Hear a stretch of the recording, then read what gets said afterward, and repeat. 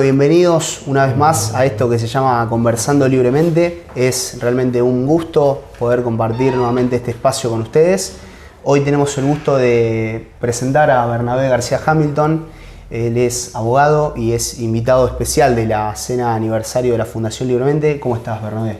¿Cómo andan? ¿Bien? Bien, todo bien. Muchas gracias por venir y por la predisposición.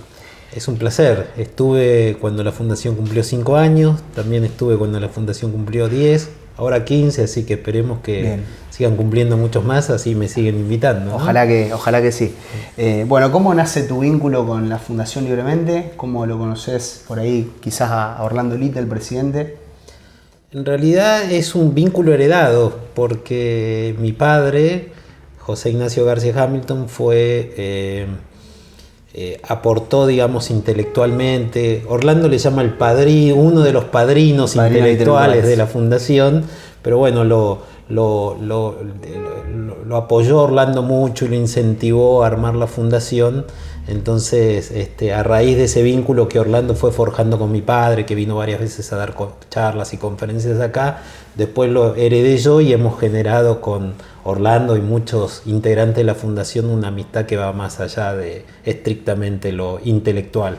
Realmente un lindo vínculo, así que podríamos decir que tu padre es uno de los responsables de la Fundación Libremente, de la existencia de la Fundación. Es uno de los responsables de la existencia, sí. Después, obviamente, todo el trabajo que vienen haciendo desde el inicio Orlando y el pequeño grupo que inició, y hoy este grupo mucho más amplio, con toda esta incorporación de jóvenes como ustedes que hacen que el trabajo sea mucho más dedicado y que impacte mucho más, obviamente, ¿no? Bueno, gracias por el elogio. Bernabé, te quería preguntar, ¿quién fue José Ignacio García Hamilton para vos y para el resto de las personas? Para mí fue mi papá. Es difícil, ¿no?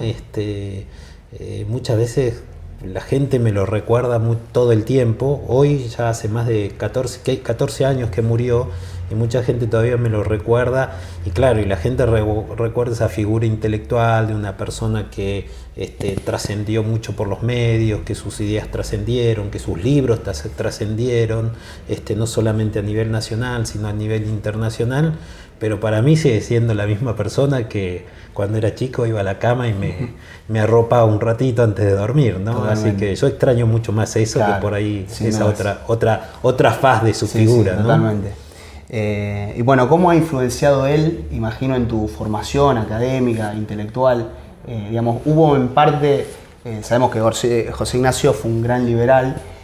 ¿Hubo en parte esa cuestión de hijo de rebelde, de por ahí separarse un poco de las ideas por ahí del liberalismo, o siempre lo fuiste, digamos, mamando de chiquito y bueno, se dio naturalmente? Sí, en realidad trascendió más su faz liberal porque fue la última etapa de su vida, pero claro, mi papá en sus años mozos, como le dicen, o en sus 20, cuando vivía en Tucumán, él era, digamos, una persona muy de izquierda, en un Tucumán de los principios de los 70, fines de los 60, principios de los 70, muy convulsionado políticamente, ¿no?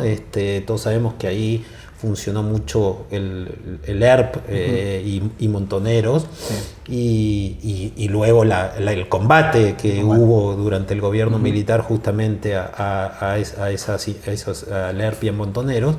Así que, y además era el director de un diario de izquierda, de lo que se llamaba en ese momento la vanguardia de izquierda, ¿no? Entonces, fue originariamente una persona muy de izquierda, un revolucionario, digamos, de izquierda, más en lo intelectual, obviamente, claro, no en el campo práctico, digamos. Exactamente. Y después él dice que maduró en sus ideas. Y ahí se fue convirtiendo, digamos, al liberalismo en los 80 y especialmente ya en los 90 y antes de su muerte, ¿no? Bien, qué interesante. Realmente cómo una persona, digamos, intelectual y cómo se va abriendo la cabeza y cómo va, justamente como decía él, madurando en sus ideas y, digamos, en esa formación. Eso quizá, digamos, yo conversaba mucho con él y eso quizá me ayudó mucho a mí. Yo soy liberal mucho más joven que él. Claro. Si bien al principio, durante mi época de estudiante, también tenía mis ideas un poquito llamémosla así, revolucionar. Uno cree que puede revolucionar el mundo cuando es joven, después se da cuenta que es casi imposible eso, muy difícil.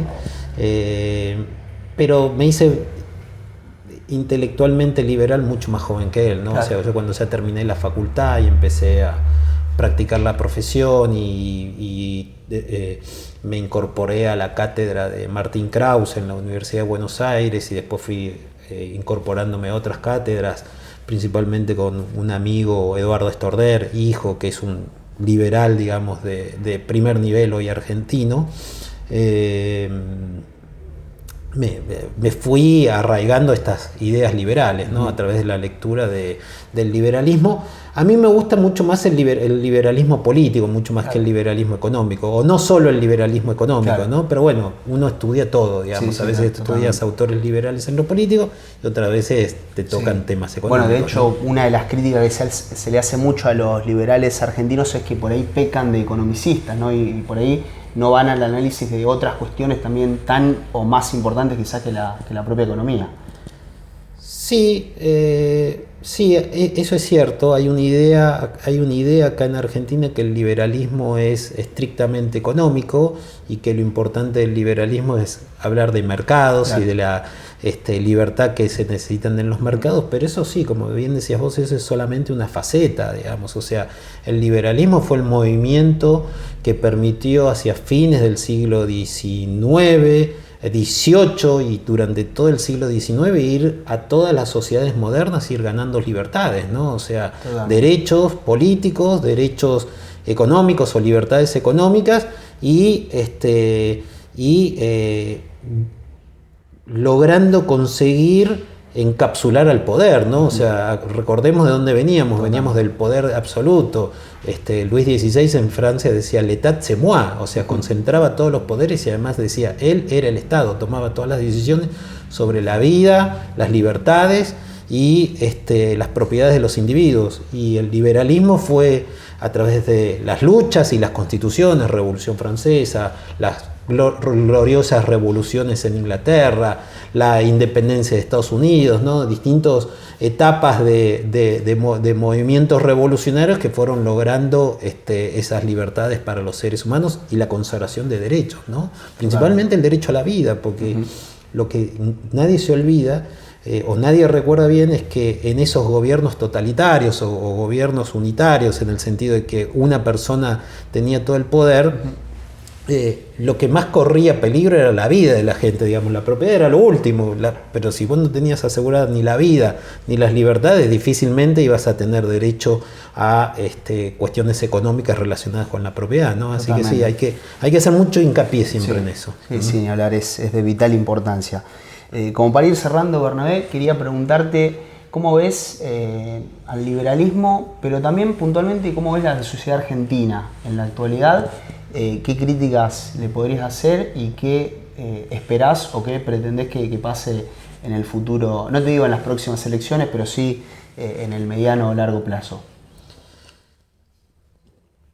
No hace falta que yo cuente cómo estamos, ¿no? O sea, en una breve descripción, altos grados de pobreza en todo el país,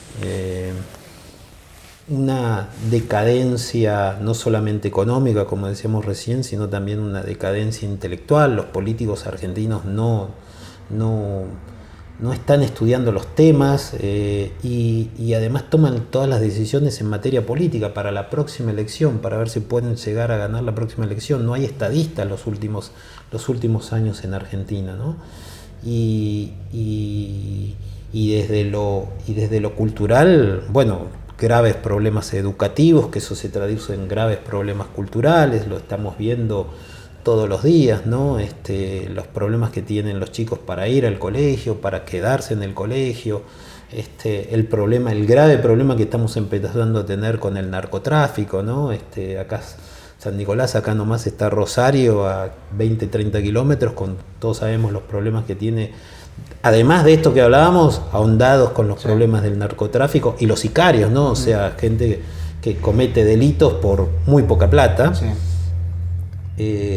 Así que lo que estamos viviendo no es lindo para nadie, ni para aún los que por ahí somos más beneficiados dentro de la sociedad, no es lindo vivir y ver cómo está viviendo esta sociedad, ¿no?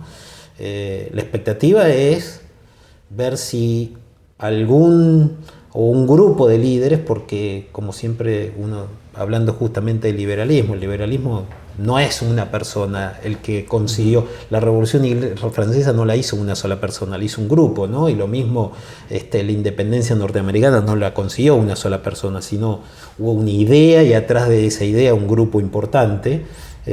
A ver si en un grupo de políticos empieza a haber estadistas que empiecen a pensar el país, como bien decías vos, a mediano y largo plazo, no ganar la próxima elección, ¿no?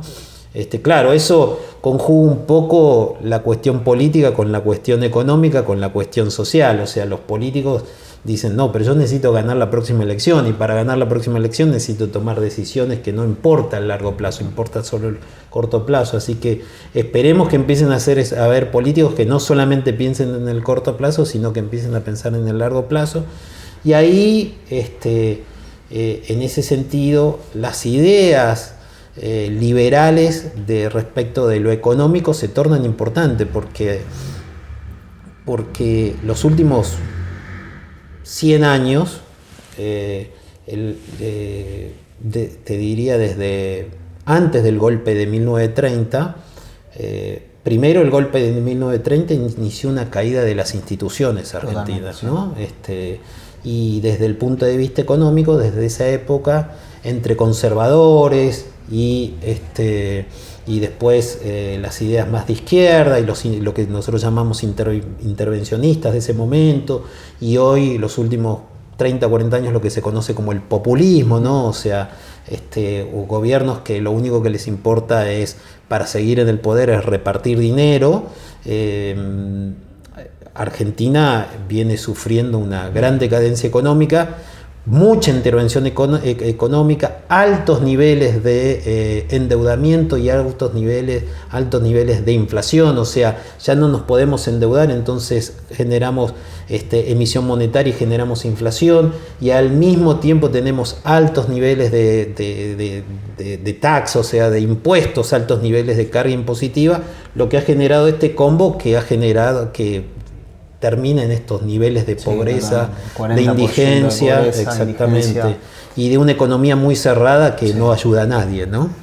Bueno, Bernabé, es para hablar horas y horas, pero bueno, se me está terminando el tiempo, así que te agradezco profundamente. Gracias por haber venido y bueno, la mejor jornada para hoy. Muchas gracias. Bueno, muchas gracias a ustedes, y como dice el logo de la fundación, espero que sigan ustedes educando para la libertad, ese camino que han iniciado y que esperemos que continúe mucho tiempo más. Muchas gracias, Bernabé.